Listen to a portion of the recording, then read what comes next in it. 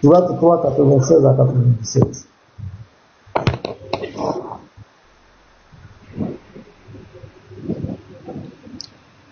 Je lis, ou soit je peux me mettre à grand pour ouvrir ma caméra, je ne sais pas. Lis, vas-y, lis, ça fait rien. Ok. Surat 3, à partir du verset 96. La première maison qui a été édifiée pour les gens, c'est bien celle de Baka, la Mecque, bénie, et une bonne direction pour l'univers. Continue. Là sont des signes évidents parmi lesquels l'endroit où Abraham s'est tenu debout. Et quiconque y entre est en sécurité. Et c'est un devoir envers Allah pour les gens qui ont les moyens d'aller faire le pèlerinage dans la maison. Et quiconque ne croit pas, Allah se passe largement des mondes. Dit, ô gens du livre, pourquoi ne croyez-vous pas au verset d'Allah? C'est bon. 96 à 97. Monsieur Youssouf, la Mecque est un endroit béni, non? Parce qu'on dit que c'est à la Mecque là-bas, là, le pèlerinage. La Mecque, c'est un endroit béni. C'est ce que Allah dit. On est d'accord? Oui, bien sûr. Est-ce que Satan agit là-bas, à la Mecque? Puisque c'est un endroit béni. Allah dit que c'est un endroit, quand quelqu'un va travailler en sécurité, et c'est un endroit béni. Est-ce que Satan peut agir là-bas, à la Mecque? Agir de quelle manière? Est-ce qu'il peut mener des actions là-bas? Bon, ouais. Donc la Mecque n'est plus bénie. C'est pas parce que l'endroit est béni. Oh, écoute. Et c'est pas parce que l'endroit est béni que Satan ne peut pas entrer. Je te signale que Satan est entré dans le jardin d'Éden. C'est l'endroit le plus béni de l'univers. Mais Satan était entré. Il était entré et il a, comment je vais dire, il a fait quoi? On va relire le verset. Surat 3, 96 à 97. Il faut le lire, le frère. Faut pas, on n'a pas dit, c'est parce qu'on a dit le jardin d'Éden. Vas-y. Surat 3, 96 à 97. Ok, Surat 3 à partir du verset 96. La première maison qui a été édifiée pour les gens, c'est bien celle de Baka, la Mecque, bénie, et une bonne direction pour l'univers. Ouais, attends. Donc on dit quoi? La Mecque est quoi? C'est un endroit béni, une bonne direction pour l'univers. Est-ce que Satan peut agir là-bas? Agir de quelle manière? Moi, je ne comprends pas. Est-ce qu'il peut avoir son influence là-bas? Est-ce qu'il peut agir? Tu comprends bien? Est-ce qu'il peut avoir des pouvoirs? S'il peut manifester, oui. J'ai dit, est-ce qu'il peut attaquer là-bas? Est-ce qu'il peut influencer Allah, les activités d'Allah là-bas, à la Mecque? Parce qu'on dit que c'est un endroit qui est béni. Oui, bien sûr qu'il peut faire ça. Satan peut agir là-bas.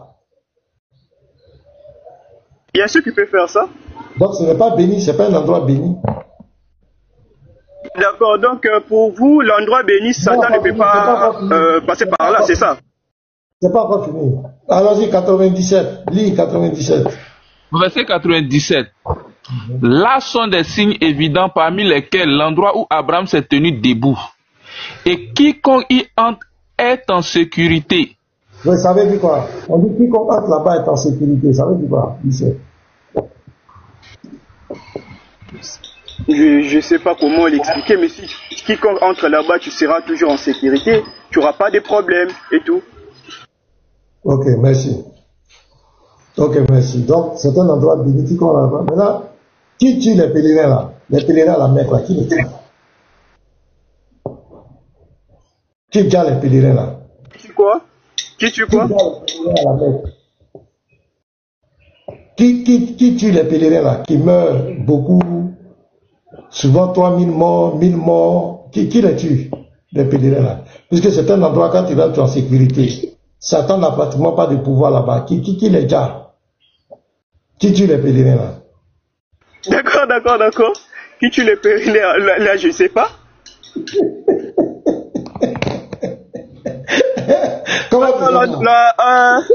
L'endroit béni, les gens ne meurent pas, c'est ça? Non, on dit que quand là-bas est en sécurité, ça dit que toi, mon ami, si tu prends ton billet d'avion, quand tu vas là-bas, Allah dit que celui qui rentre là-bas, c'est un endroit qui est béni.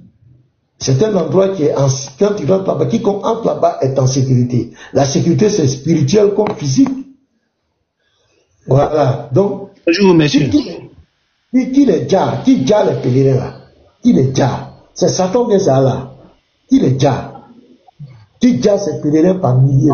C'est la catastrophe là. Qui les dja? Il y a eu terroriste là-bas. Qui a envoyé terroriste? Qui les dja?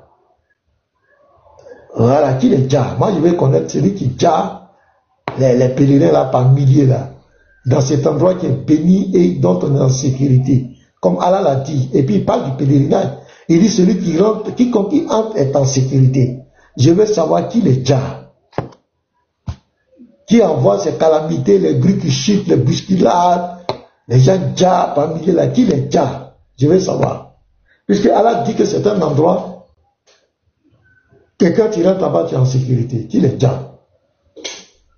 Ouais, je veux. Youssouf. Youssouf dit, c'est pas. Je vous écoute. Ouais, qui ôte la vie à ces milliers de pèlerins là, chaque année là, dans cet endroit béni? Là, je ne sais pas. D'accord. Ouais, Namasa, tu voulais dire quoi? Tu veux répondre? Ton frère dit que lui. Je vais répondre. Je vais répondre à vos questions. Bonjour d'abord. Qui les dja? Ok, non, je réponds à la première question concernant la ville sainte. Est-ce que le diable peut arriver là-bas? Et pour ça, je vais prendre tout simplement, je vais prendre Matthieu 4. Nous allons lire Matthieu 4. Vous allez comprendre en réalité. Matthieu 4 ne parle pas de la ville sainte. J'arrive. Oui, non, je parle pas. Oui, nous allons lire ça. Il ne faut pas nous distraire. Matthieu 4 ne parle pas de la Mecque, de la ville sainte. Non, vous avez dit la Mecque. Vous voyez ce que vous avez dit. Je vais répondre. Matthieu 4 ne parle pas de la ville sainte. Sourate 3, 96 à 97. Si tu ne peux pas répondre, c'est qu'on fait là. Je peux répondre. La question, vous avez dit. Écoute-moi, il faut m'écouter. La question, tu as vu ton frère Issou, il a répondu honnêtement, il n'est pas allé prendre Matthieu. Donc si tu étais devant un athée, tu allais faire comment? Tu réponds à la question. Quand tu finis maintenant, tu poses ta question dans Matthieu 4, on va te répondre. Mais on t'a posé une question claire. Selon la Sourate 3, verset 96 à 97, est-ce que le diable, Satan peut agir au pèlerinage? Le diable peut agir, Satan peut agir. Donc je prends un exemple pour dire Satan agit. Parce que c'est le livre de Dieu. Voilà pour répondre Matthieu 4. L'exemple que tu vas prendre, c'est pas dans la Bible. Parce oui, mais vous me laissez au moins développer et puis après maintenant vous allez parler. Non, faut pas nous distraire. On t'a posé une question claire. Oui, je dis oui, le diable peut agir. Maintenant je peux prendre un exemple de Dieu parce que Matthieu c'est le livre de Dieu. On n'a pas continué. Maintenant, le diable peut agir là-bas. Maintenant donc, qui tue les pèlerins là? Non, mais là je n'ai pas répondu. J'ai dit oui, le diable peut agir, mais laissez-moi répondre. C'était notre question avec Youssouf. La question, je n'ai pas répondu. Vous me posez une question, laissez-moi répondre, c'est la moindre des choses. Qui dja les pèlerins à la Mecque? Qui les dja? Non, j'arrive, je vais répondre à la première question. Vous me laissez répondre, c'est la moindre des choses. Mon ami, tu as dit que Satan peut agir là-bas. Oui, maintenant, je prends un exemple maintenant pour que je puisse montrer. On avait posé avec Youssouf là. Tu as dit que tu vas répondre à la question qu'on a posée à Youssouf. Donc, je dis oui, le diable peut agir. Maintenant, je vais répondre selon ça maintenant. On a le deuxième volet de notre question. Mais je n'ai pas encore répondu à la première question. Laissez-moi développer la première question. Tu as dit Satan agit là-bas, tu as répondu. Oui, mais laissez-moi développer quand même. Qui dja les pèlerins à la Mecque? C'est qui les dja? C'est qui? Je peux donner mes idées et puis développer, c'est encore plus mieux. Réponds à ma question. Qui les dja? Les terroristes, tu les tues. Je peux développer maintenant. C'est quoi? Les terroristes, je peux développer. Les bousculades là, ce sont les terroristes qui font. Je peux développer. Mais vous ne me laissez pas développer. Est-ce que je peux développer? Pourquoi tu es cité? C'est pas toi qui as dit. Non, si c'est une question-réponse, vous me dites je vais descendre, ou bien si c'est pour développer, je peux développer. Parce qu'il y a comme l'impression que vous ne voulez pas que les gens développent. Quand quelqu'un veut poser une question, tu restes tranquille, tu écoutes. Vous m'avez déjà posé la question, laissez-moi développer aussi simple que ça. Vous m'avez dit, est-ce que dans la ville de Saint-Or, est-ce que non que à la Sourate 3 verset 97. Mais laissez-moi répondre pour que les gens puissent nous écouter aussi simple que ça. Est-ce que Satan rentre là-bas? Tu as dit oui dans la ville. J'ai dit oui, maintenant laissez-moi développer. Je peux développer. Je vais te laisser développer. Voilà, non, je vous écoute. Sourate 3 verset 97. Excusez-moi s'il vous plaît. Pasteur. Pasteur, s'il vous plaît. Moi je vais bientôt aller à la fac. Et ça m'a fait plaisir de faire le partage avec vous. La prochaine fois, si vous allez faire du live, s'il vous plaît, envoyez-moi les liens que j'y participe. Ça m'a vraiment fait plaisir de participer avec vous. Merci, il n'y a pas de problème. Merci beaucoup. Donc, après, je m'abonne à toi. Michel Dom, est-ce que je suis abonné à lui? Voilà, je me suis abonné à toi. Donc, chaque fois, on va te partager. Les modérateurs, n'oubliez pas, hein. Voilà, Youssouf Ndombe. Voilà, il dit, il veut participer à nos lives, c'est bien. Il n'y a pas de problème. Merci, Michel. Tu peux partir. Donc, bonne journée à toi. Donc, j'ai dit, Sourate 3, verset 96 à 97. Allah dit, on va arriver le verset tranquillement. Parce que, voilà, on est là, on va lire. Regardez ce qu'on dit. Sourate 3, 96 à 97. Voilà. La première maison qui a été édifiée pour les gens, c'est bien celle de Baka, la Mecque, bénie et une bonne direction pour l'univers.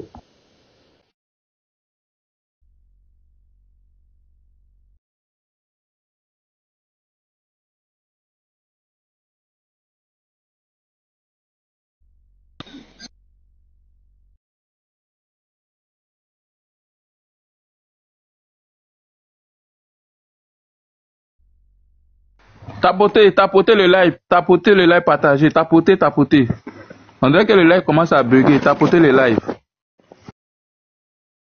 Tapotez le live.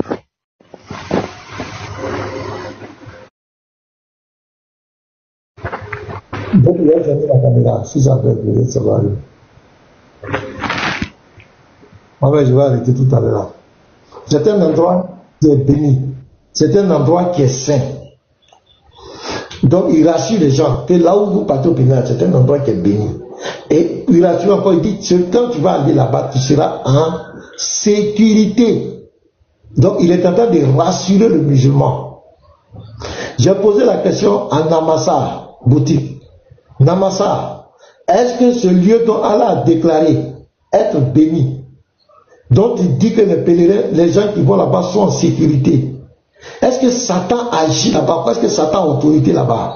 Agit là-bas? Réponds à ma question et puis on va continuer. Je pose ma deuxième question. Ok, merci pasteur. Je réponds à la première question. Je vous remercie encore pour la question.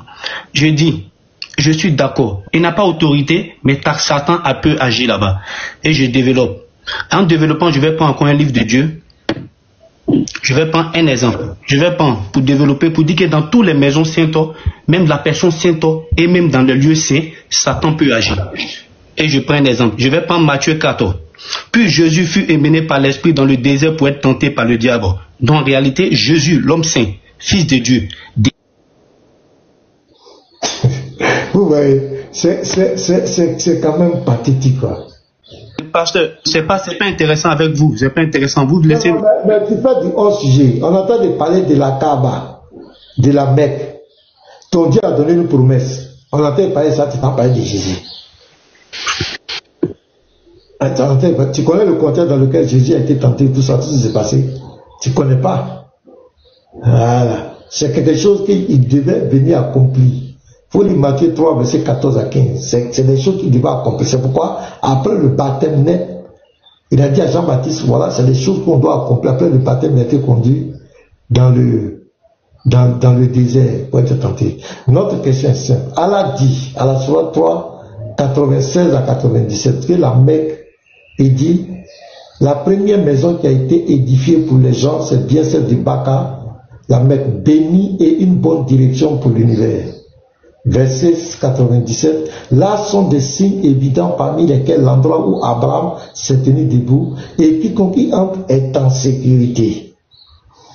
Et c'est un devoir envers Allah pour les gens qui ont les moyens d'aller faire le pèlerinage de la maison. Et quiconque ne croit pas, Allah se passe largement des morts. Je demande, cet endroit dont Allah a déclaré, béni, donc il dit ceux qui vont là-bas sont en sécurité là.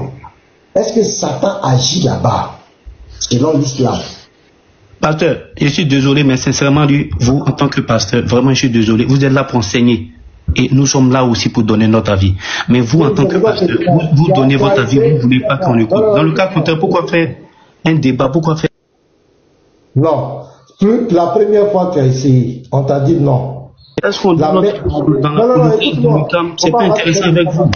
Faut m'écouter. Tu n'as pas dit ça à quelqu'un. Voilà. La première fois on t'a posé la question, tu es allé prendre Matthieu 4. On t'a dit Matthieu 4 ne parle pas de la Mecque, ne parle pas de la Kaaba, ne parle pas du pèlerinage. On t'a dit ça n'a rien à voir avec ce que tu vas dire. On t'a retiré la parole. Tu as essayé, on t'a retiré la parole. Troisième fois, tu vas là-bas encore. C'est un défi. Tu es en train de nous défier. Donc c'est toi qui as un problème. On t'a dit, le verset que tu t'en prends là-bas là. Jésus tenté par le diable bien quoi là. Ça n'a rien à voir avec la Kaaba. On t'a dit ça clairement. Mais pourquoi tu insistes? C'est un défi, tu veux le défier. C'est toi qui n'es pas ordonné. C'est toi qui es un rebelle. Et puis tu veux me donner les gens à dire. Non, mais pasteur, vous devez écouter, c'est qu'un débat, je développe, vous écoutez, mais j'ai comme l'impression que vous voulez avoir raison. C'est pas une affaire de raison, c'est une affaire d'idée. Vous êtes pasteur, vous devez le savoir. Mais on te dit, tu t'appelles comment? Tu dis non, j'étais allé à la boutique, j'ai acheté du bœuf, tout ça, ça a quel rapport? Tu as fait la première fois, on dit non. Matthieu 4 ne parle pas de la Mecque. Ton Dieu dit dans la Sourate 2, verset 2, que le Coran est un livre au sujet duquel il n'y a point de doute. Il fait une promesse à la Sourate 3, verset 96 à 97. Il dit la Mecque est un endroit qui est béni. Deuxièmement, il dit quiconque y entre là-bas est en sécurité. On te pose la question, est-ce que Satan peut agir là-bas? Est-ce que Satan a un certain pouvoir ou de à la Mecque? Puisque ton Dieu déclare que c'est un endroit qui est béni. Et quiconque y entre est en sécurité. Toi, tu t'en prends Matthieu 4. Est-ce que c'est la question? Salam alaikum, mon pasteur. Oui, bonjour, je viens. Est-ce que c'est la question qu'on t'a posée? Tu as fait première fois, on dit que ça n'a rien à voir avec notre verset. Allah a fait une promesse. On parle de ça, tu viens deuxième fois, on parle de tu reviens encore. Et puis tu veux donner des leçons aux gens. C'est toi qui es le maître. Réponds à la question. Je t'ai bien dit, quand tu vas finir là, de répondre là, tu vas poser ta question dans Matthieu, on va te répondre. C'est qu'on a dit. Mais tu reviens encore, tu veux nous défier. Là, on va te montrer vers le panel, là, c'est nous les propriétaires du panel. Et là, actuellement, tu n'es plus là. On finit. Va avec ta rébellion. Donc, j'ai même dit, et si tu étais un athée qui n'a pas Matthieu 4, qui n'a pas de Bible, tu allais répondre comment? Tu allais répondre comment? Un athée qui n'a pas un livre de foi, tu allais répondre comment? C'est parce que nous les chrétiens, on a livre de foi que tu vas aller prendre Matthieu. Matthieu n'a rien à voir avec la Kaaba. Ou bien Matthieu parle de Kaaba. Ton Dieu dit que la Mecque, c'est un endroit qui est béni. Et la partie comme Iran est en sécurité.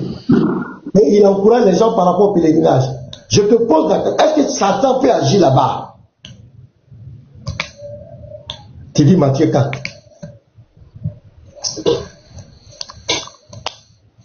Est-ce que Satan peut agir là-bas, à la Mecque? Un endroit qui est déclaré béni. Et un endroit où quand tu rentres, tu es en sécurité. Est-ce que Satan peut agir là-bas? C'est là ma question. Si pasteur, mais Satan est déjà là-bas. Il est déjà là-bas, non, il peut agir. Dans lui, la Médine. C'est la Médine, on voit le lapide là. Ou bien c'est à la Mecque. La lapidation là, c'est à Médine, non? Ah, ça doit être à Mina. Je crois bien. C'est où ça? À Mina. Les gens racontent ça. Attends, donc, c'est pas à la Mecque là-bas, on le lapide quoi? Oui, c'est à la Mecque, mais à Mina, je crois bien, non? Près de la Mecque. Ah, près de la Mecque, ah, ok. Donc tu payes le transport pour aller le lapider. Tu as dit à la Mecque, tu vas payer le transport pour aller le lapider. Est-ce qu'il agit au pèlerinage? C'est moi ce que je veux savoir. Parce qu'on dit que c'est un endroit qui est béni, celui qui rentre là-bas est en sécurité. Est-ce que le diable il agit là-bas? Est-ce qu'il a autorité là-bas? Ah. Et la première question. Ouais, est-ce qu'on est là? Bonjour, mon pasteur. Est-ce que Satan agit là-bas, à la Mecque? Bon, selon façon vous pensez, en tout cas, Satan ne peut pas agir façon vous le pensez. Façon vous pense avec quoi?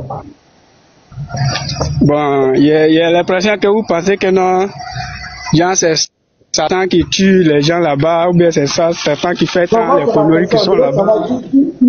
Qui déjà les pèlerins là? Qui déjà les pèlerins? Allah qui les déjà. Allah qui les déjà. Vous avez compris les gars? Donc c'est un piège.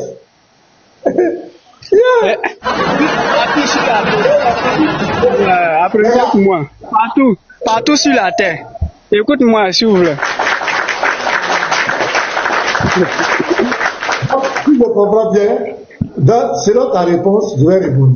Si je comprends bien, donc Allah dit aux musulmans, parce que la soirée 396 à 97, c'est une manière d'encourager les musulmans d'aller à la Mecque, d'aller au pèlerinage.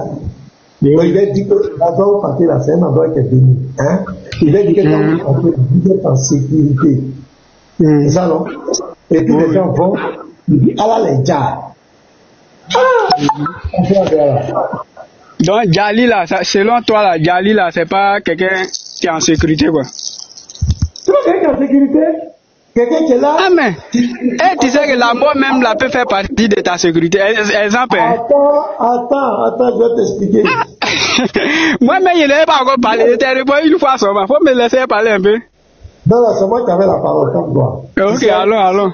Tu sais, le problème avec vous les musulmans, nous les chrétiens, quand on discute avec vous, on va sur la déclaration de votre Dieu. C'est votre Dieu, c'est sur la parole de votre Dieu que nous on juge. Nous on fait nos débats. Ton Dieu dit, la Mecque là, c'est un endroit qui est béni. En même temps, il est béni. Il dit que quand quelqu'un entre là-bas, il est en sécurité. Moi, je vais te dire que non, la mort n'est pas quelque chose de péché ou bien c'est pas quelque chose de grave quoi devant Dieu. C'est devant nous les humains que la mort est triste. Dans un endroit sain, écoute-moi, dans un endroit sain où tu dis aux gens ils sont en sécurité, que c'est un endroit béni, quand le pèlerin quitte à la maison chez lui pour aller à la maison. C'est la mort la main qui est en sécurité là. Attends, j'ai fini de parler. Quand le pèlerin quitte à la maison, il dit vois à sa famille, je m'en vais au pèlerinage. Est-ce que le pèlerin dans sa tête là, il s'en va mourir? Honnêtement. Non, c'est pas eux tous, mais il y a d'autres là, ils disent, écoute-moi bien, ça c'est un secret, ils te donnent ça aujourd'hui. Parmi les musulmans là, il y a d'autres quand ils vont là à la Mecque là, ils prennent un prêt sincère envers Dieu. Ah Dieu, si il m'en va à la Mecque, si mon pèlerinage a reçu, je veux que tu prends ma vie. Il y a d'autres qui disent ça. Si tu ne crois pas, tu peux demander ça chez les musulmans. Il y a d'autres qui font ça. Et puis quand ils s'en vont, une fois que le pèlerinage est propre, ils restent là-bas, ils meurent là-bas. Il y a des gens qui prennent engagement de ça avec Dieu. Et puis ils s'en vont. D'accord, merci. Quand les terroristes sont arrivés là-bas, là, ça c'est quelle année? Ça c'est en 1979. 20 novembre 1979. Il y a 200 terroristes qui ont pris la mer. Mais ça c'est datant des trucs là-bas, ça c'est datant de où ils étaient là, mais l'islam en truc. Non. Ça n'a rien à voir avec ce que tu penses là. En 1979, il faut te calmer. Les terroristes qui ont déjà les gens qui ont pris la mer en otage là. Donc, les pèlerins, ils étaient d'accord, ils aimaient ça quoi. C'est pas pour ça qu'ils sont battus. Ceux qui sont allés prendre la Mecque là, ils étaient allés pour faire pèlerinage. Ils étaient allés faire quoi? Moi, c'est ma question qui est là. Ils sont allés prendre la Mecque en otage, ils sont allés déjà les gens. À quelle année? À ce moment, le prophète était là? Non, c'est en 1979. Non, moi, je n'ai pas encore appris ça. Faut te renseigner. Moi, je n'ai pas encore appris ça. Je ne sais pas si ce que tu dis c'est vrai ou bien. Bon, ce que je n'ai pas encore appris ça. Tu peux aller demander à tout le monde. Tu peux taper dans tous les méthodes du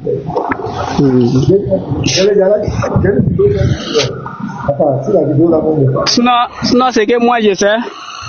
Selon côté la mort, si tu vas là, il y a d'autres là, et ils prennent. Même moi, mes exemples, je peux dire ça. Je dis, ah, Allah, si je m'en à la Mecque, que mon pèlerinage a reçu, tu sais très bien que je vais aller au paradis, prendre ma vie là pour ne pas que je revienne encore pour venir faire des péchés. Tu as vu? J'ai une question. Donc, il y a d'autres là, ils gardent dans ça. Mais il y a d'autres aussi, bon. Est-ce que là, donc toi, tu vas abandonner tes enfants, tu vas là-bas, et tu vas te faire gare. Et tes enfants. Ah, mais il y a des gens qui font ça. Ça, vous avez dit de demander. Il y a des gens qui font ça. Il dit des gens, il n'a pas dit moi. Toi, tu viens de le dire que toi-même. Donc toi, tu as des enfants. Il a dit si ça. Mais je peux le faire. Si ça dépend de ma foi. Mais tu es envoûté, hein? Mais ça, tu es envoûté. Envoûté où? Toi, tu veux pas aller au paradis, quoi? Le paradis, là, je veux pas. Je veux pas ça. Ah, c'est moi, toi, tu veux pas. Moi, si je veux pas pour toi, donc tu vois, c'est pas la même chose.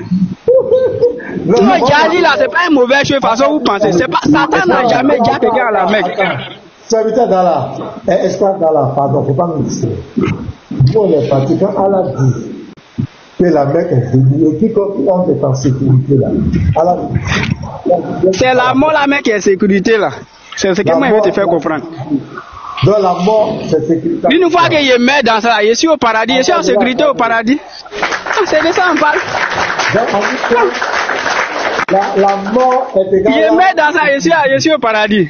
Quelqu'un qui va au pèlerinage qui meurt, c'est la sécurité.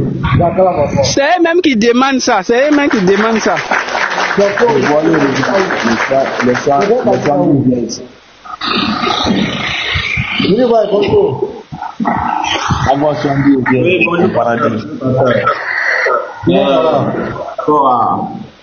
Un paradis mouvolistique. Par rapport à, comment on appelle-t-on là, à ce que la gloire disait tout à l'heure là. Au niveau de la mine, c'est pas l'endroit où ils vont jeter les cailloux là. Hein. C'est pas là-bas, ils lapident Satan. Il y a un endroit spécial où ils s'en vont lapider Satan. Les 3 stèles. Je voudrais même montrer. Là, les 3 stèles. Là. Ils disent que c'est là-bas. Hein. Mina, là, ils disent que c'est là-bas. C'est là-bas. Hein. Attends, je vais montrer un peu de celui que j'ai vu. Binato, il est fort en commentaire, ils vont dire jamais. Binato, les 3 stèles là, on les appelle les 3 Samarates, tu vois, non? Il y a la Samarat al-Zougra, la petite stèle. C'est le premier jour de lapidation. Et puis il y a deuxième, il y a la Samarat al-Wusta, qui est la stèle du milieu. Ça, c'est le deuxième jour que les musulmans vont lapider. Maintenant, il y a 3. Il y a la Samara al-Kubra ou al-Kabar. C'est la grande stèle maintenant. Ça, c'est la dernière et la principale. Et puis, c'est souvent le site même. C'est souvent dans le site même le plus dangereux même. Et c'est là-bas même que plusieurs personnes meurent. Et même quand tu vas faire des recherches, on va trouver que même en 2015, voilà, lors du rite de la lapidation à Mina, près de la Mecque, une bousculade massive a provoqué la mort de plus de 2000 personnes selon les sources. Voilà, plus de 2000 personnes. La gloire, il y a le pasteur là, je sais pas. Pasteur, tu peux te muter. Ouais, merci. Voilà. Oui, vas-y la gloire. Voilà, donc quand tu vas même faire les recherches, à Mina là, c'est situé à 5 km même de la Mecque. Hein. Voilà, c'est près de la Mecque à 5 km. Voilà. Et maintenant, dans les différents endroits, il y a 3 stèles où les musulmans vont pour lapider Satan. Voilà, qu'on appelle les 3 Samarates. Mais frère, si tu as exemple des sources également, vas-y frère. Oui. Ici, par exemple, on a un schéma de leur pèlerinage. Voilà. Il y en a un schéma ici. Donc, là, ça commence là, 1, l'entrée. 2, ici. Ils font le tawaf ici. Ils font le tawaf ici. Voilà, ils font le tawaf ici. Ensuite, il y a des gens là, c'est des lâches, mais qui sont très bons en commentaire. Voilà. Donc, on a l'entrée, ils font leur tawaf ici. Le puits de Zamzam quelque part ici. Démute-moi. Bonjour à tous. Non, moi je ne te démute pas. Démute-moi, s'il te plaît, démute-moi, merci. Non, mute-toi. Voilà.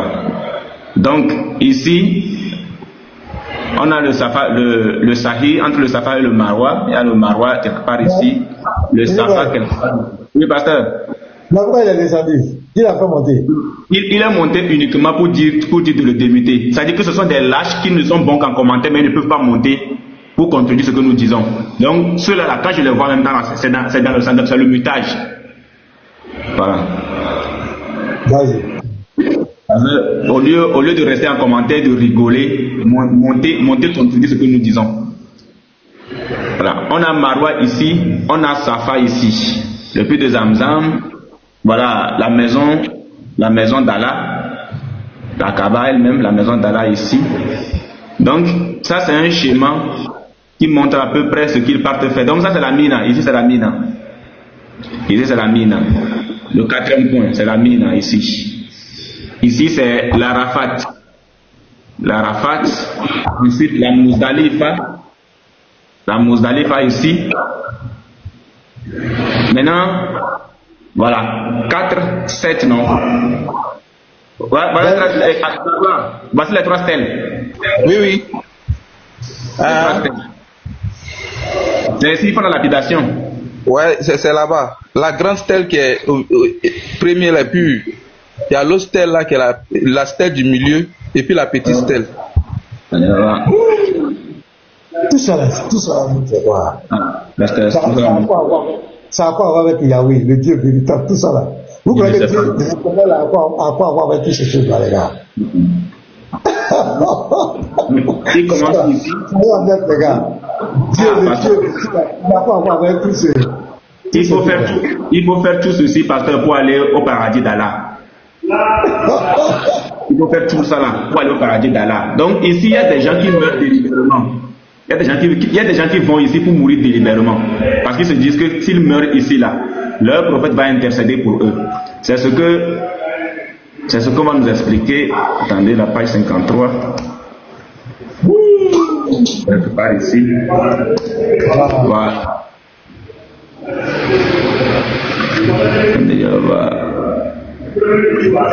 Je vais bien voir si c'est la partie là. On attend la voix. Il faut dire à petit matin, on attend sa voix là-bas.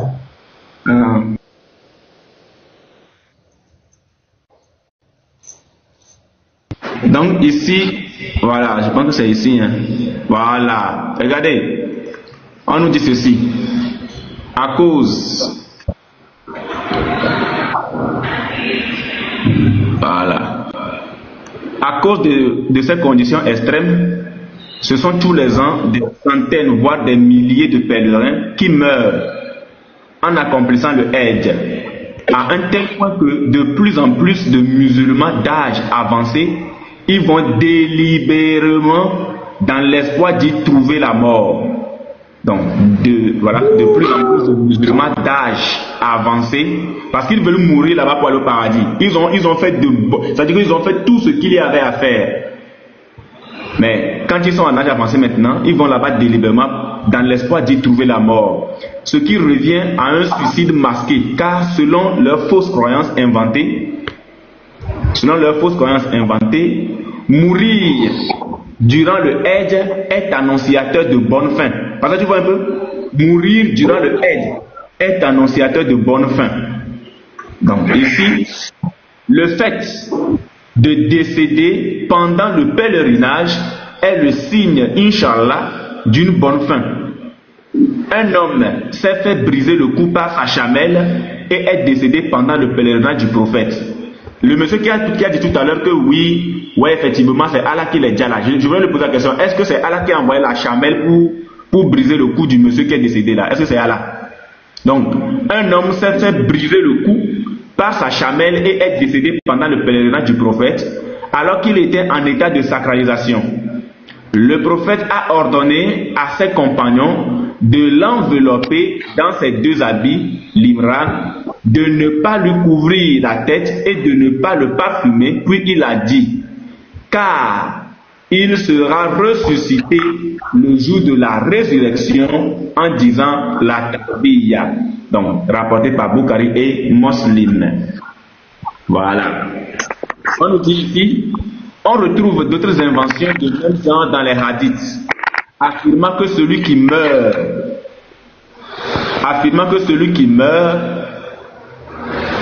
à Médine obtient l'intercession du prophète Muhammad. Donc, le prophète intercède pour eux. Sachant que ni le prophète, ni d'ailleurs personne ne bénéficie de la moindre intercession auprès de Dieu et que le lieu de notre mort n'a aucune influence sur notre sort final. D'après Ibn Omar, le messager d'Allah a fait tout ce que vous voulez, soit sur lui, a dit: si on peut mourir à Médine, qu'on le fasse, car j'intercéderai en faveur de celui qui y meurt. Vous voyez un peu vous voyez un peu le truc. Si on peut mourir à Médine, qu'on le fasse, car j'intercéderai en faveur de celui qui y meurt. Rapporté par Tirmidhi numéro 3817 et jugé par lui bon, juste et étrange, et jugé authentique par An-Nasai dans As-Sunan al-Kubra 1/602 et jugé authentique par Ibn Abdul Hadi dans As-Sawami al-Mukim page 96 et par Sheikh Albani dans sa Silsilab 6/1034. Authentique. Je reprends. Si on peut mourir à Médine, qu'on le fasse, car j'intercéderai en faveur de celui qui y meurt. Donc ici, c'est tout à fait logique qu'on dise que ouais, les gens partent là-bas pour mourir délibérément, puisqu'ils se disent que c'est la terre sainte. Et sur cette terre sainte-là, celui qui meurt trouve quoi? Trouve grâce et donc rentre dans le paradis d'Allah subhanahu wa ta'ala azawajal. Alias. Donc, il dit ouais. Oui. Il n'y a pas de problème. Qui les déjà là? C'est qui les déjà? Mais ils ont dit tout à l'heure que c'est là qui les déjà, non? Que c'est là qui les déjà. Donc celui qui les déjà avec la foudre, avec les inondations, avec le terrorisme, avec l'agriculture, les bousculades, les bombes, celui qui les déjà avec ça. C'est clair. C'est clair. Donc c'est un piège. En réalité, c'est un piège. Un piège. Parce que est-ce que c'est nous qui disons que c'est là qu'il est déjà? C'est pas un musulman lui-même qui a dit ça? Un musulman? Oui, il a dit ça. Puisqu'il dit Satan n'agit pas là-bas. Donc ça a déjà toutes les calamités là. Ça là. Voilà. Voilà.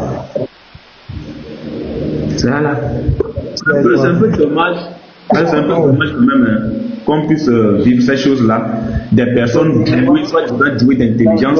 C'est un degré pas possible. Non. Et puis ils y croient. Le problème c'est qu'ils y croient. Ils y croient.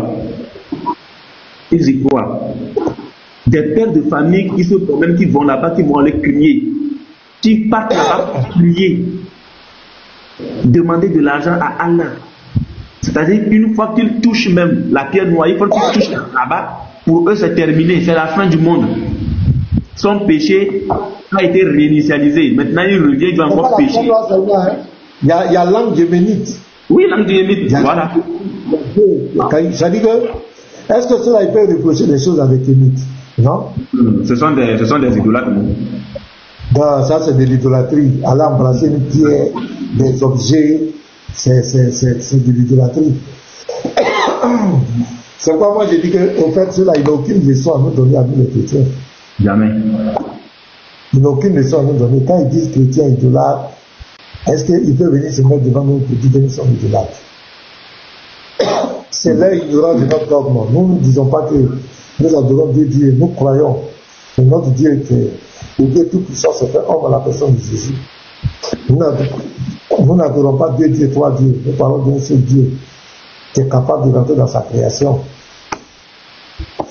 Mais vous partez devant un caillou. Comment des gens peuvent aller lutter devant une pierre?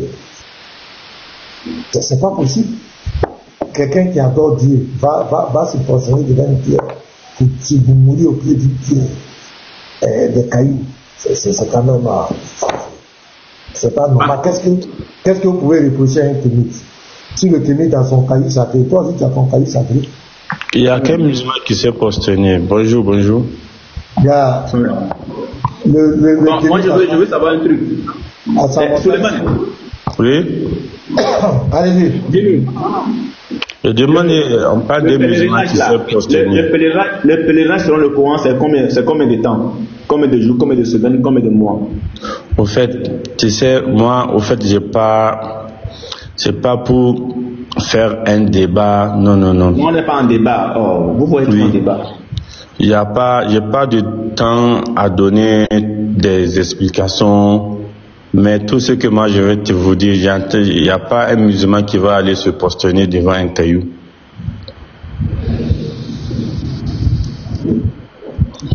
Où est-ce que ça se trouve, quoi? J'entends il y a quelqu'un qui disait qu'il y a des musulmans qui sont partis pour se prosterner dans un caillou, à un caillou. Quelle est la signification du fait que vous partez embrasser le caillou?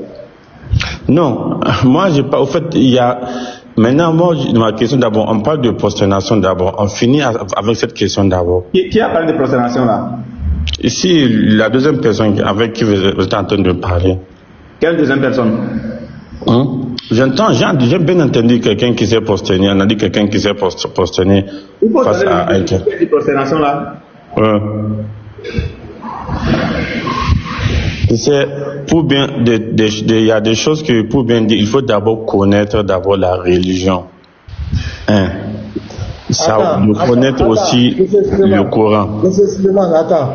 Oui. Est-ce que les musulmans ne se prosternent pas devant la Kaaba? Tu as une image qui trouve un musulman se prosterner devant la Kaaba? Oui, moi j'ai vu des images où les musulmans se plient devant la Kaaba et se prosternent. Ok. Donc, cela veut dire que si tu as vu ça, les gens sont en train de se prosterner devant la Kaaba. Donc, cela veut dire que donc c'est possible de se prosterner devant la Kaaba alors. Donc, si se prosterne devant la Kaaba là, il y a la pierre noire dessus, quoi. Allah, vraiment, vous êtes de l'ignorance, hein, vraiment.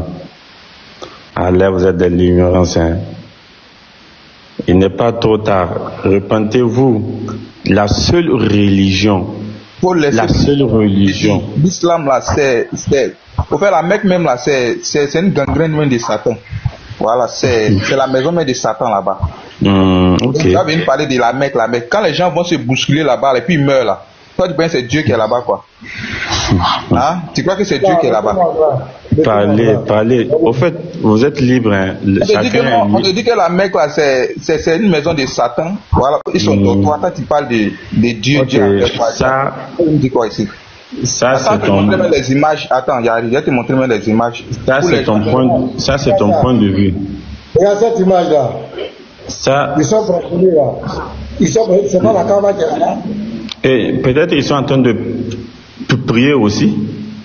Oui, ils prient, mais c'est pas la Kaaba qui est devant là. On dit qu'on prie, on regarde la Kaaba, non, pour prier. Non, mais ils sont procédés devant la Kaaba, non? On regarde la Kaaba, donc pour prier. Voilà, mais là, sur la Kaaba, il y a la pierre noire, non? Regarde quelque chose. Une seule chose dans la vie qui vous prouve que. Est-ce qu'ils sont procédés devant la Kaaba ou pas? Regarde, toi tu es chrétien, non? C'est pas ma question. Je dis, ils sont procédés devant la Kaaba ou pas? Je vois ton image. Oui, l'image, ils sont procédés devant la Kaaba ou pas? Oui, qui me dit que c'est qui me dit pas que c'est pas un montage? Ah d'accord, on va voir. Si c'est un montage, on va voir. Non, les musulmans ne prient pas la Kaaba. Attends, je vais quoi?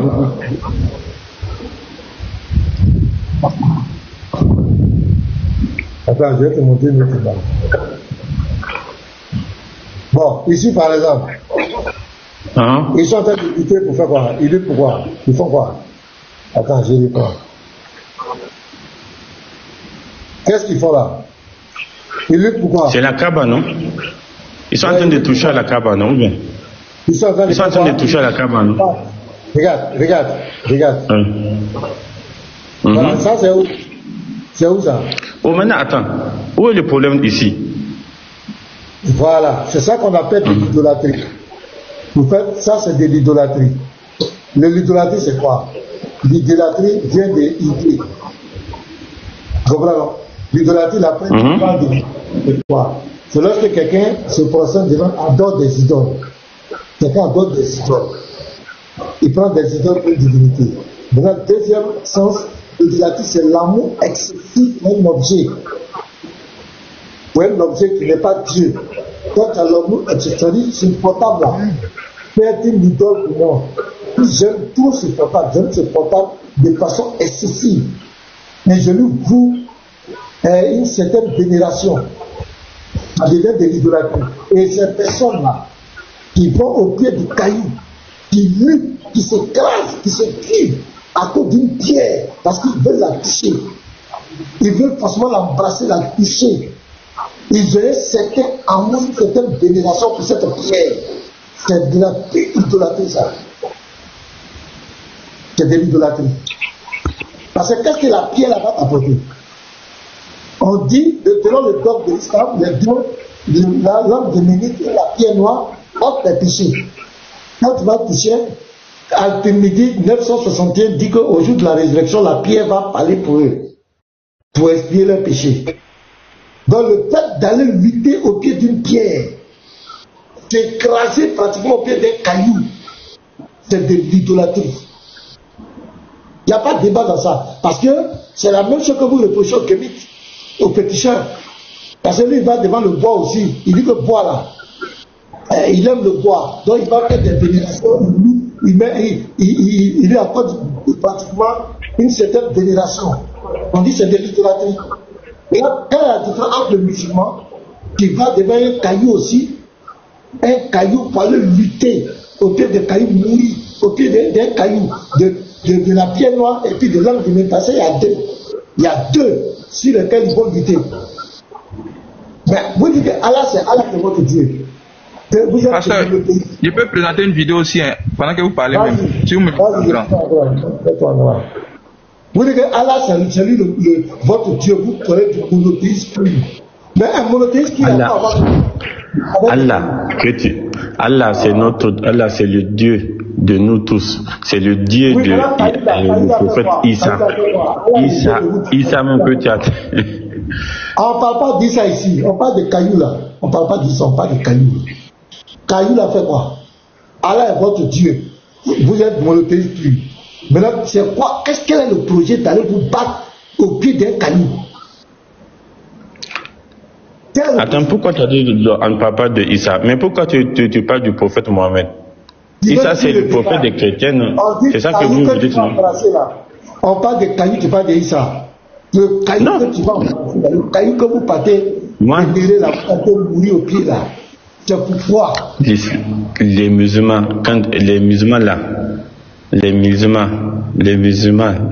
là, mon frère, tu es toujours chrétien, il n'est pas encore trop tard. Si tu veux vraiment réussir, c'est pas une propagande, c'est pas affaire de propagande. C'est pas affaire de propagande. Le Coran, tu vas voir, le Coran est le seul livre. Attends. Le Coran est le seul livre que tu vas voir. Bonjour. Demandez ceux qui se prosternent ici là-haut. Est-ce que ce sont des bouddhistes? Parce qu'il a dit que les musulmans ne se prosternent pas devant la Kaaba, non? Ceux qui se prosternent ici là, est-ce que ce sont des bouddhistes? Voilà, il va nous dire ça.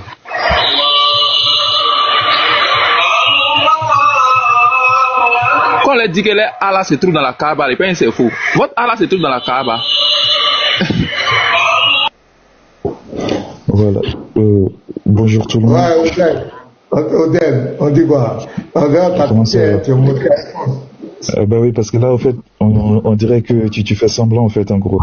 Là, tu viens de montrer une image comme quoi les gens sont prosternés. Tu le sais très bien.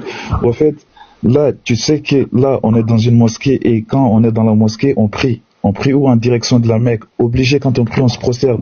Donc, on se prosterne pas pour la Kaaba. On se prosterne parce que ça fait partie des pratiques de la prière. Donc, obligé, ça sera comme ça. Mais après, toi, tu prends ça pour dire que non. Au fait, la manière dont tu présentes les choses, c'est comme si on va pour vénérer la Kaaba. Non? Tu sais très bien que c'est pas le cas. Tu le sais très bien. Vous vénérez la Kaaba. Vous vénérez la Kaaba, je confirme. Donne-moi juste une preuve, parce que là... Parce que oui, mais c'est quand vous faites autour de la Kaaba. Attends. Tout ce que vous faites autour de la Kaaba, là, il n'y a pas la pierre noire dessus. Si l'angle de Ménite n'est pas à côté, tout ce que vous partez lutter, vous truc là, vous bousculez autour, c'est de la vénération.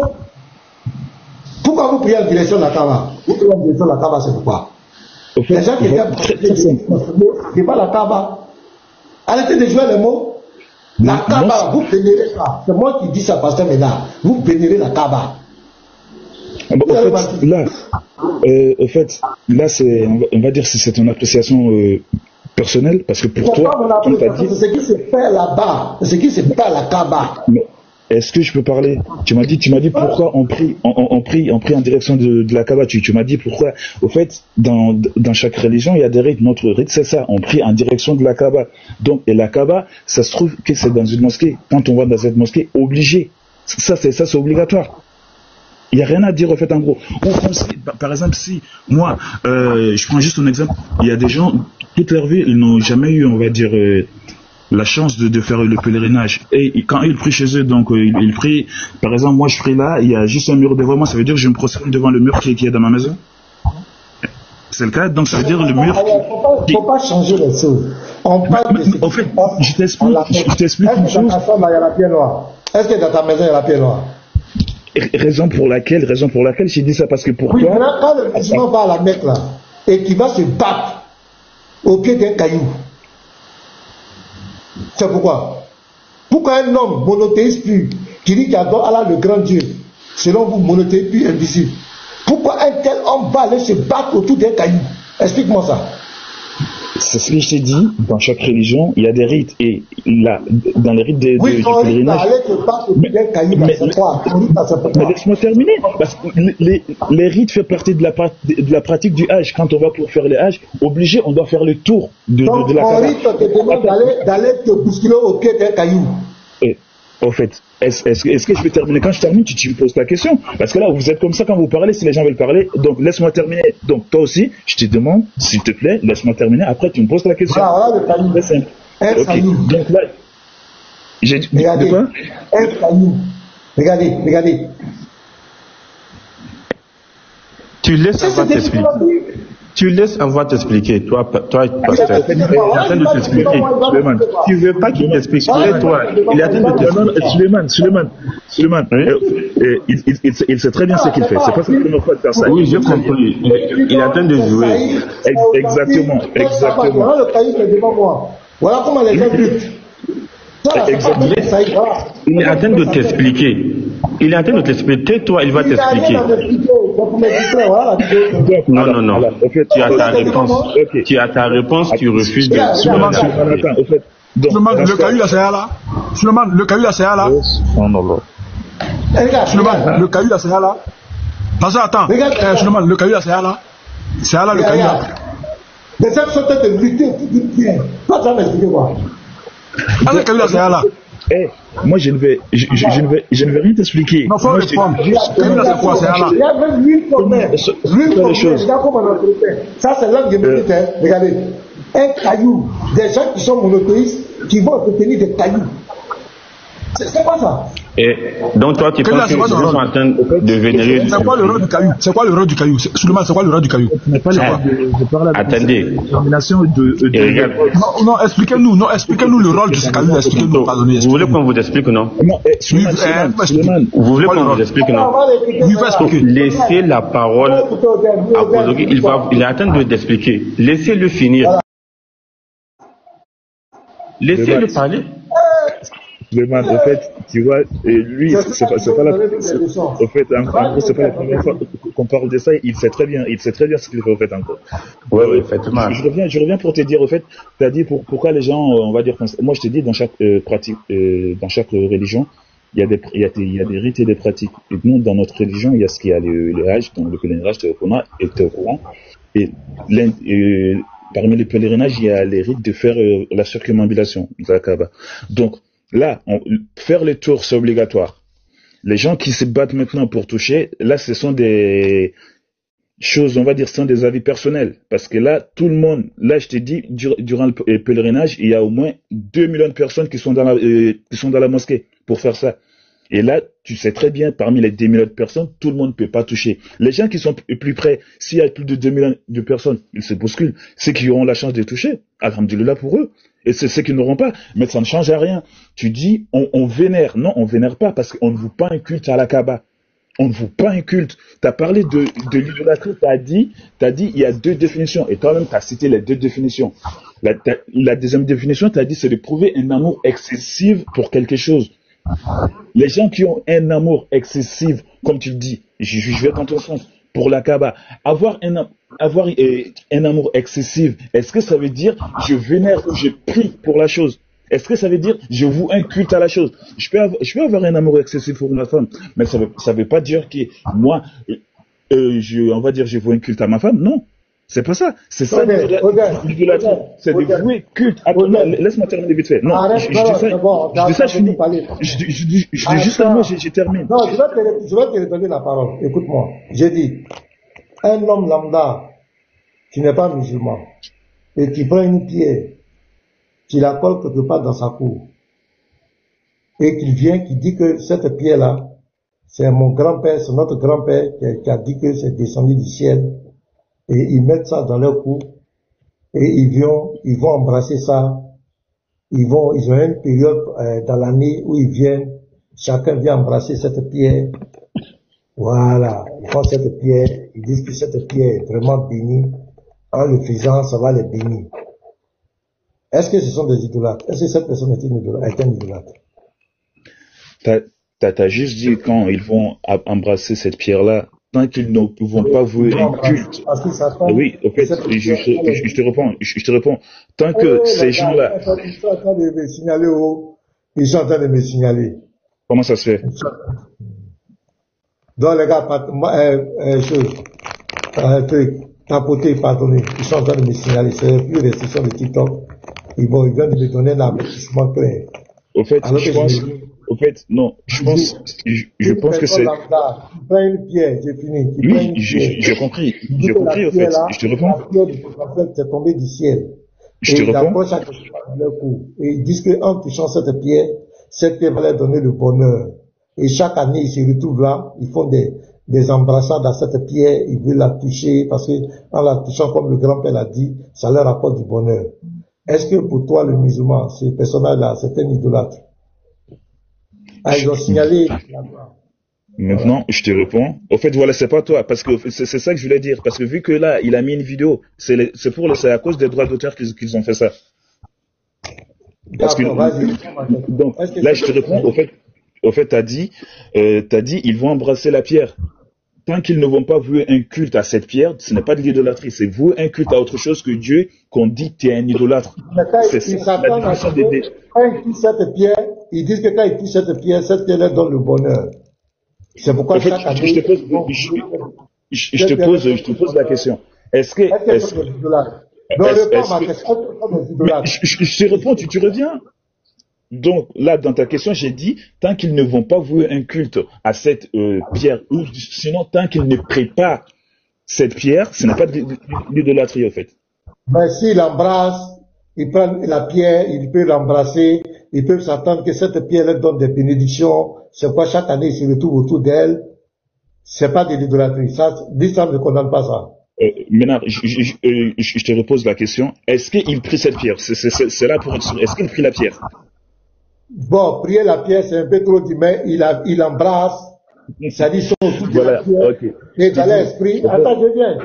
Dans l'esprit, en embrassant cette pierre, en la touchant, ça leur apporte du bonheur. C'est pas ils l'entretiennent, ils la mettent dans un coin.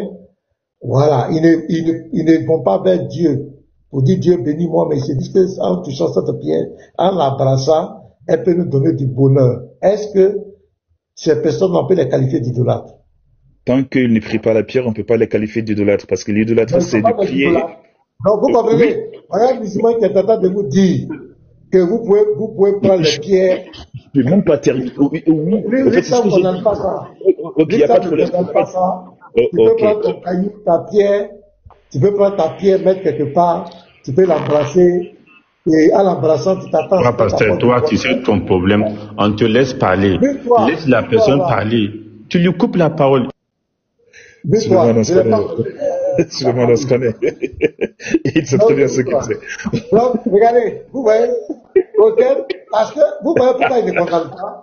Il n'est pas bête, vous voyez pourquoi il n'a pas condamné. Il sait que c'est pas normal.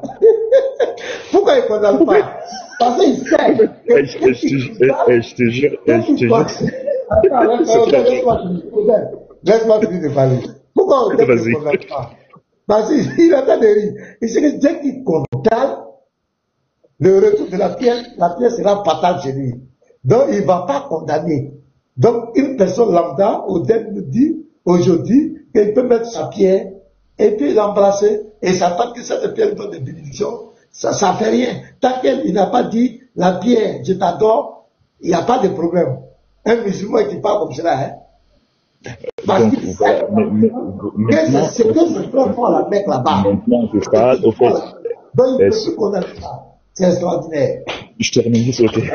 Mais si ça n'existait pas dans l'islam, si ça n'existait pas dans l'islam, il allait condamner ça avec toutes ses énergies.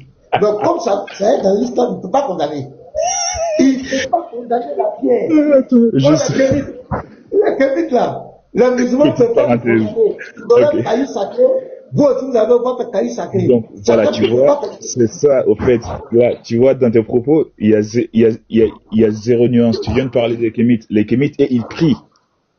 Si les kémites font ça, et ils prient la chose. C'est d'où la question, d'où le fait que je posais la question, est-ce que ces gens-là prient la pierre? T'as dit prier, c'est trop dit.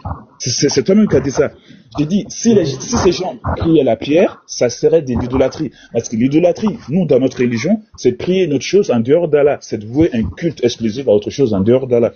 Tant que la personne ne voue pas un culte à la chose, ce n'est pas de l'idolâtrie. Je te l'ai dit, tu as pris les kémites, et ils prient la chose. C'est deux choses différentes, au fait, en gros.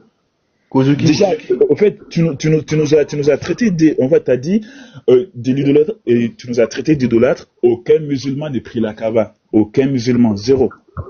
C'est vrai, les gens, ils se bousculent, ils font tout pour toucher la pierre. Oui, c'est vrai. Mais aucun musulman ne voue un culte.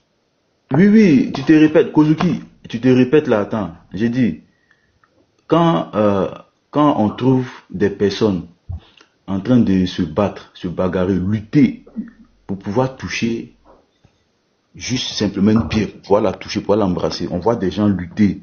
On prend des Africains, des Kémites, ou en Europe. En tout cas, on voit une population qui, dans des rites, se bagarre, lutte pour simplement toucher une pierre ou bien un morceau de bois, pour simplement la toucher ou pour l'embrasser.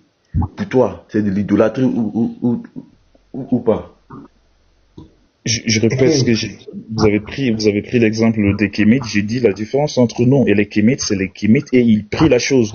Non, je ne suis pas sur la prière. Je ne suis plus sur la prière. Écoute. Non, faut pas pervertir ma question, faut pas fuir. Je dis, on trouve une population. Écoute-moi. Pose très bien ta question.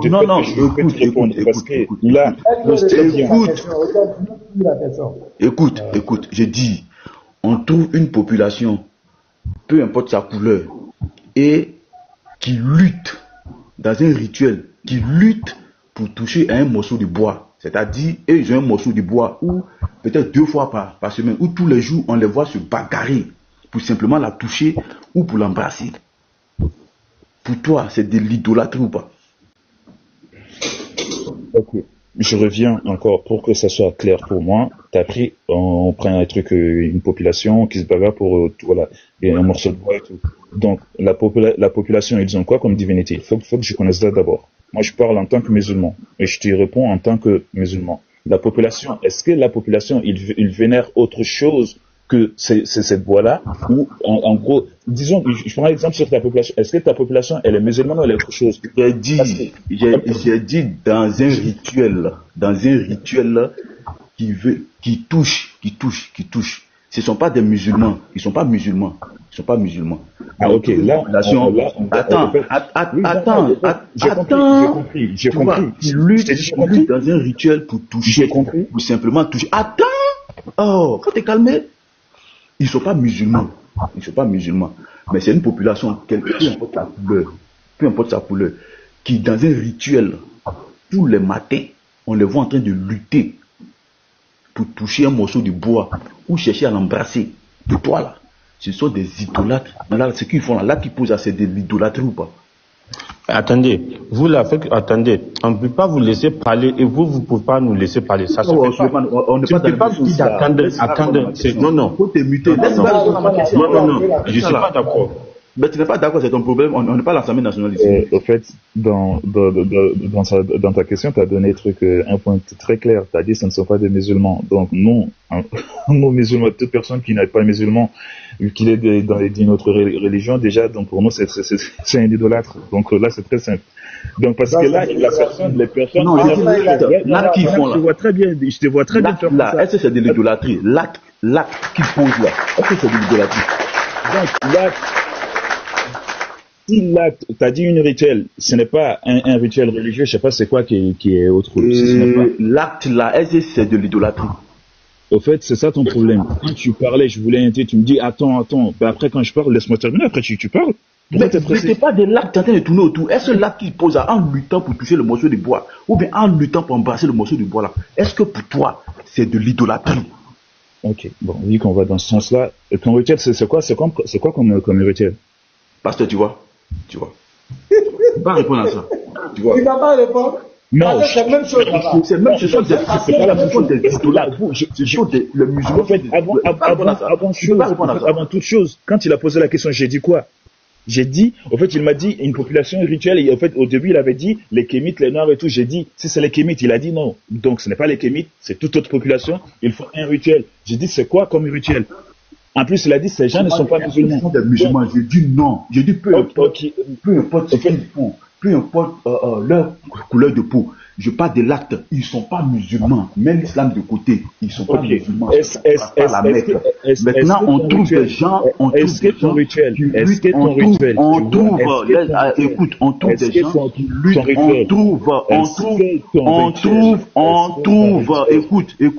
On trouve des gens qui luttent pour toucher à un morceau de bois. Ça ne peut pas se là. Tu peux pas répondre à ça aussi. Écoutez-nous aussi. C'est difficile de répondre.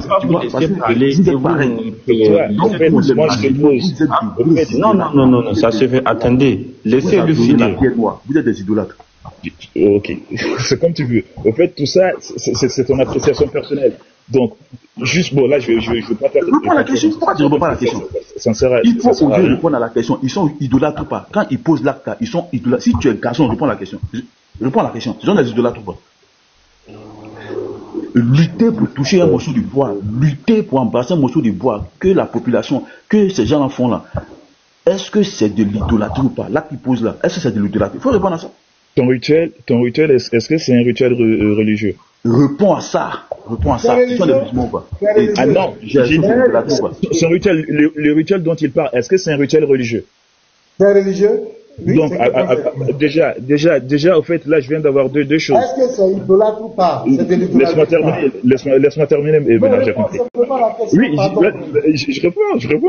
Donc, déjà, toi, tu viens de me donner, on va dire, la deuxième chose dont j'avais besoin. La première chose, au fait, il m'a dit, ce ne sont pas des musulmans, et toi, tu viens de me dire, c'est un rituel religieux. Donc, vu que c'est les États-Unis. Ils sont dans la religion. C'est ce que j'ai dit. C'est des idolâtres. Très simple. Parce qu'ils embrassent, voilà. Donc, il dit, Rasoul. Oui. Il dit quand quelqu'un fait ça, il va embrasser, lutter auprès d'un objet, et tout pour l'embrasser, c'est de l'idolâtrie. Donc maintenant, je me suis basé pourquoi pour donner ma réponse? Oui, attends. Je me suis basé. Attends. Je me suis basé quoi? Je me suis basé quoi pour donner ma réponse? C'est ça qui compte. Attends, faut te calmer. Calme-toi, mais faut te calmer. Il va poser ma question sur ça là. T'as pas besoin de demander ma question. J'essaie déjà. Attends, tu as répondu. Calme-toi, il pose ma question. Tu as répondu, pardon. Voilà, vas-y. On va voir quelque chose. Quand quelqu'un lutte pour embrasser un objet là, Odette dit c'est de l'idolâtrie. On va voir.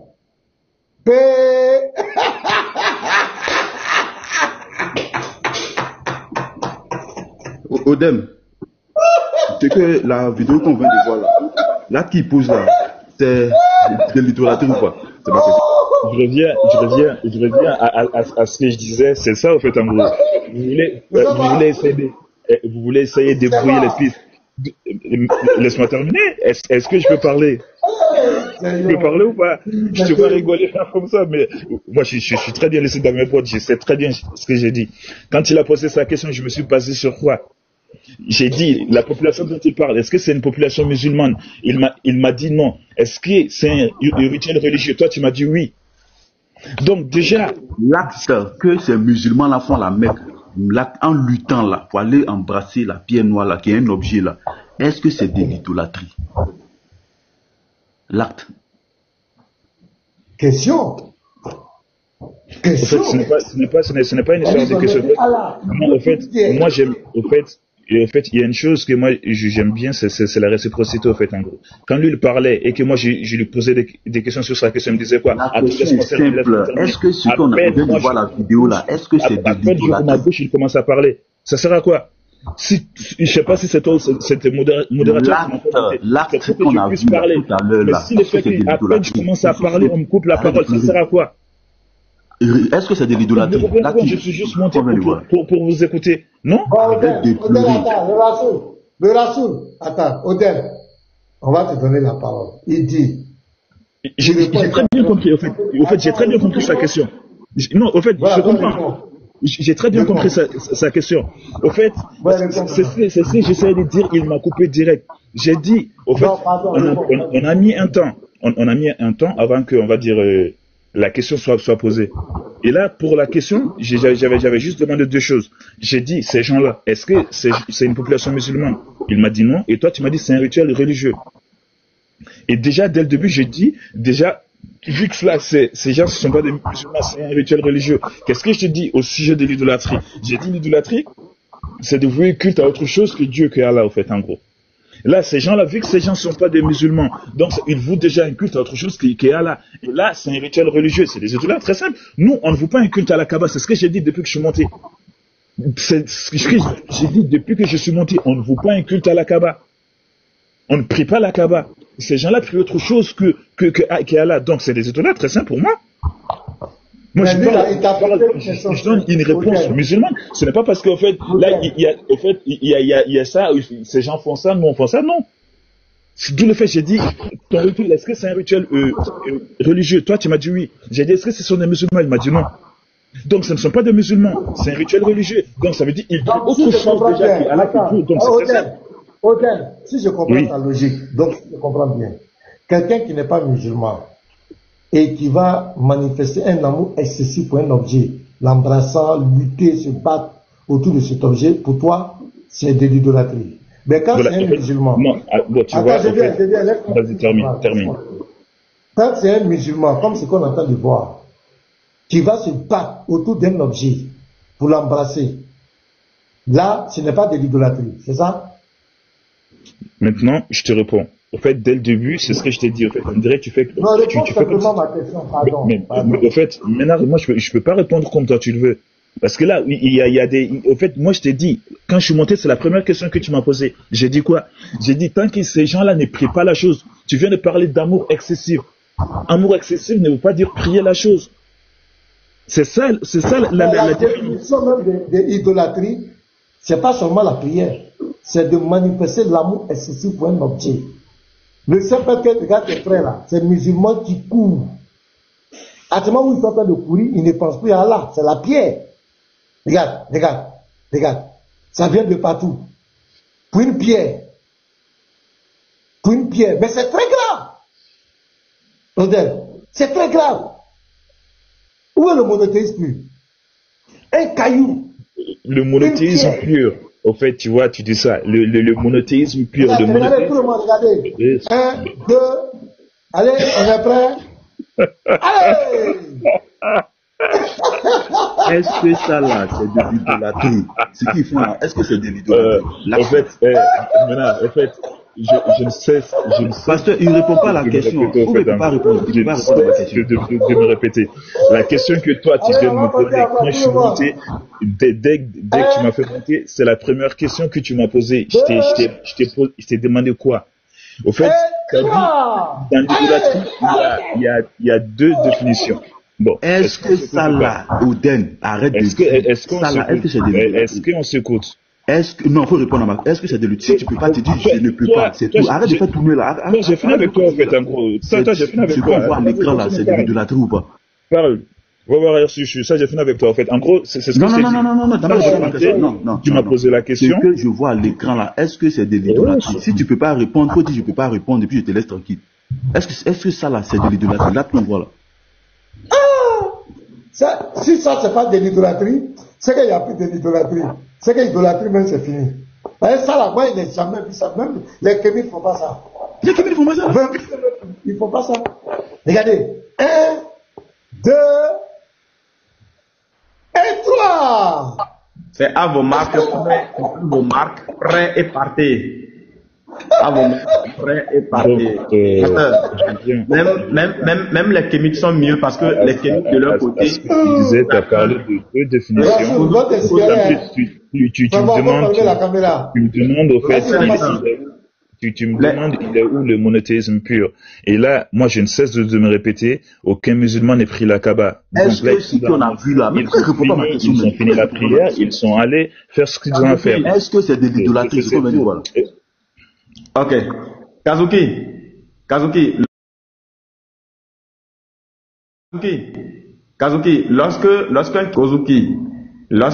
lorsqu'un Kémite est dans sa maison, et chaque matin, ou encore une fois l'année, va et l'embrasse, est-ce que ce Kémite est dans l'idolâtrie? Le Kémite, il prie la chose ou pas? Non, est-ce que ce Kémite est dans l'idolâtrie? Le Kémite, il prie la chose ou pas? C'est juste en fonction de ça que je vais te répondre. Est-ce que le Kémite, il prie la chose qu'il a régie ou pas? Non, le Kémite dit que cette pierre représente son Dieu. Est-ce qu'il est dans l'idolâtrie?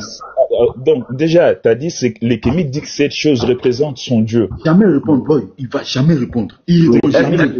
On va voir si c'est un Kémite musulman. Est-ce que ce Kémite-là, est-ce qu'il est dans l'idolâtrie en faisant ça? Le Kémite dit la pierre ou le bois qu'il a régi représente son Dieu. Ça veut dire donc le bois c'est son Dieu. Donc si il prie les bois et c'est un idolâtre. Non, je n'ai pas parlé de bois, j'ai parlé de pierre. J'ai dit pierre ou bois. En plus, non, c'est pas toi qui donne l'exemple, c'est moi qui donne l'exemple. Faut me laisser mettre mon exemple. C'est pierre. Au fait, là, pierre, vas-y, ok. Voilà. Pierre, il a régi la pierre. Et toi-même, tu viens de dire, les Kémites, il dit, la pierre représente son Dieu. Donc, ça veut dire les Kémites. La présence de son Dieu. Je reviens pour qu'on puisse, parce que là, je vois que tu as changé la chose. Les Kémites, réponds-moi très simple. Réponds-moi très simple. Les Kémites, ils prient la pierre ou pas? Non. Boy, regarde. Les Kémites, ils prient la pierre ou pas? C'est ça ma question. Très simple. Les Kémites, ils prient la pierre ou pas? Je reprends. Boy, il faut lui dire que l'objet en question là a une place de valeur dans le rituel kémite, a une place de valeur, a une très grande importance dans le culte kémite. Voilà. Comme ça, on va voir comment il va fuir. Dans ce cas-là, est-ce que c'est de l'idolâtrie? Il faut dire l'objet a une grande valeur pour... Oui, est-ce que c'est de l'idolâtrie? Laisse-moi terminer. Non, est-ce que c'est de l'idolâtrie, Kozuki? C'est bon, je peux parler? Ok, merci. Pardon.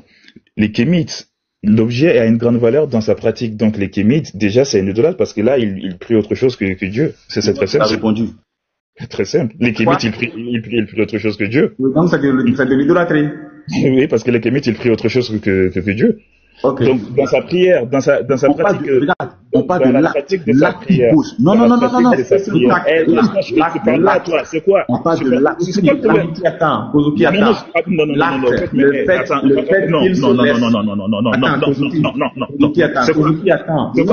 Non. Quand vous parlez, je m'éteins, mais quand moi je parle, vous me coupez. Tu essayes de détourner mon exemple. Calme-toi. T'as posé ta question 3 fois, et là je te dis, non, je pose une troisième fois. Kozuki, attends, est-ce que non, je veux pas attendre, t'as posé ta question, je t'ai laissé poser. Non, tu as détourné la question. Tu as détourné la question. On dit, c'est quoi? L'acte, le fait d'aller embrasser. Et je te dis, si c'est lui qui parle, je te jure que je vais pas répondre. Cet objet de valeur là, cet objet de valeur qui est dans son culte là, le fait d'aller, l'acte, le fait de poser cet acte là, aller lutter pour l'embrasser, aller lutter pour toucher cet objet qui représente une grande valeur dans son culte-là, qu'il fait pour ses ancêtres-là, est-ce que ce acte-là, c'est de l'idolâtrie? Le fait qu'il parte lécher la pierre là. C'est déjà qu'on parle. Il ne faut pas détenir nos questions. Le fait que le kémite en question parte et tu sais ce que je veux, et il lave la pierre là, est-ce que c'est de l'idolâtrie?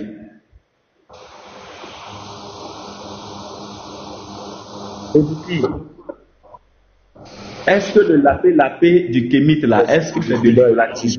Je suis pas sûr. Au fait, il y a quelque chose qu'on appelle le respect mutuel. Quand vous avez posé vos questions, je me suis dit, j'ai rien dit. À chaque fois, non. Laisse-moi terminer. Tu fais la même chose. Oui, réponds. Vas-y, c'est bon, je réponds pas. J'ai fui, c'est pas grave. Oui, pasteur. C'est pas grave. Bon, pardonnez, je dois couper. Demain, je dois. Le Rassoul. Demain, je dois prêcher quelque part là. Dans un grand. Je suis l'orateur.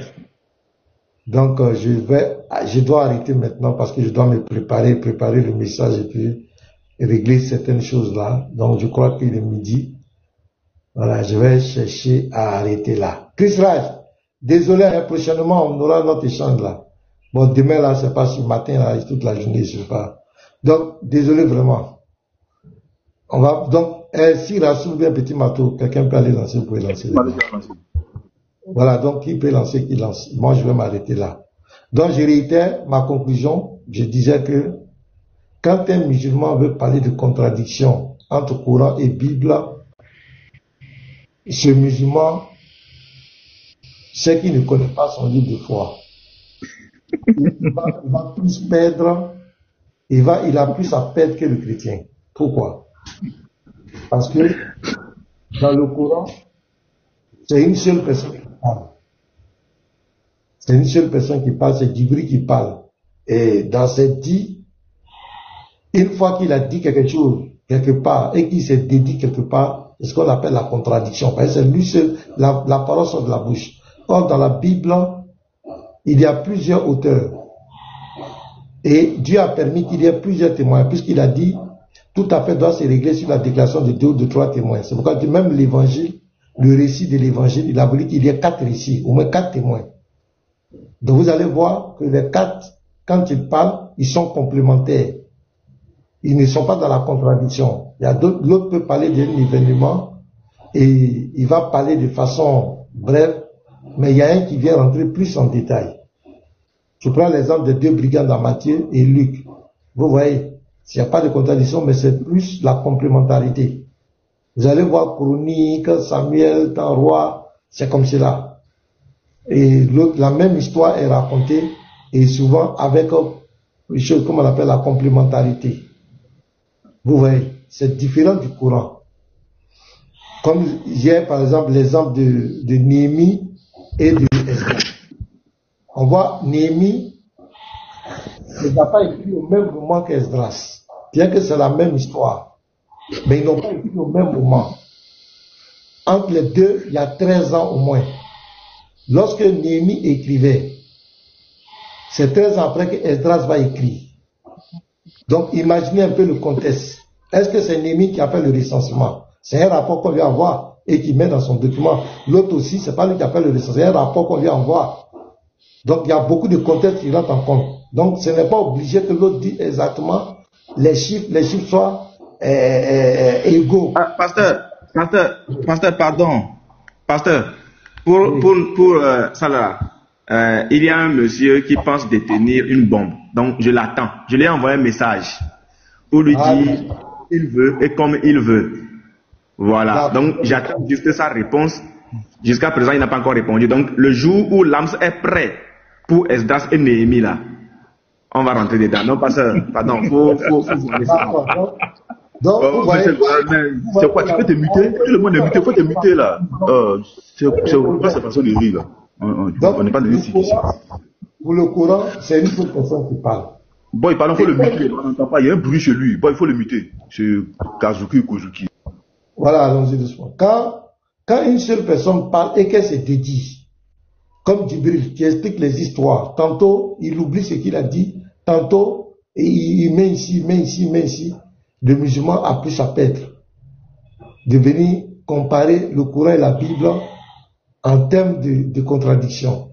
Même en termes de parole de Dieu, entre le Coran et la Bible, quel est le livre, le livre du véritable Dieu Yahweh? Est-ce que le Coran, c'est le livre de Yahweh? Est-ce que c'est Yahweh, l'Éternel, le véritable Dieu qui a révélé le Coran? Ou la Bible? Question. Ce sont des sujets où le musulman ne peut jamais s'en sortir. Ça, c'est un défi. Aucun musulman ne peut s'en sortir dans ça. Tu vas faire attaquer à la malhonnêteté intellectuelle. Donc, c'était un peu ça. Et j'ai félicité Petit Mato hier pour son débat. Il a été très professionnel. Jamais il n'a répondu aux invectives. Il est resté dans ses arguments parce qu'il avait un objectif. Il voulait enseigner. Il voulait donner ses arguments. Et il a fait de façon propre du début jusqu'à la fin. Et ça m'a plu. Le raisonnement par analogie que Petit Mato a fait et que Kobina n'a rien compris. Là, il a dit que, nous on a dit qu'il y a des erreurs de copistes dans la traduction. Mais c'est pas, Dieu n'a pas révélé de traduction. La traduction, c'est un homme qui prend le texte en hébreu ou en grec et qui veut traduire en français. On a dit que dans la traduction là, il peut commettre des erreurs de copistes. C'est ce qu'on a dit. Et ils ont dit, ouais, le pasteur Nena dit que le Coran, la Bible, ils ne comprennent rien. Donc, Petit Mato, lors du débat, il allait prendre la sourate 2, le verset 54. Dans cette sourate, il est écrit que Allah est le repentant. Ici, nous, on sait que c'est le traducteur qui a commis une erreur. Parce qu'en vérité, dans le dogme, il ne peut pas, dans le dogme, parler de Dieu. On ne peut pas dire que Dieu est le repentant, parce que le repentant, c'est quelqu'un qui demande pardon pour ses péchés. Nous, on sait ça. Mais nous, on ne peut pas s'appuyer sur ça pour dire que le Coran est faux. On sait que c'est le traducteur. Et même quand tu prends dans le Coran seul, tu prends plusieurs traductions. Il y a un qui va te dire, il est le repentant. Il y a un qui va te dire, il est le pardonneur. Il y a un qui va te dire, il est le rédempteur. Il y a un autre qui va te dire,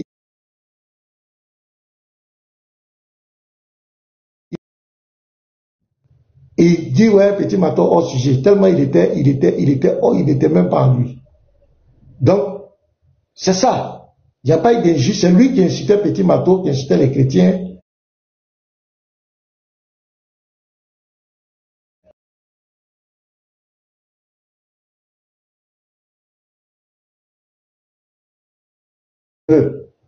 Tu es là pour un objectif, tu enseignes. Tu lui, il rentre en brousse, ça ne le regarde.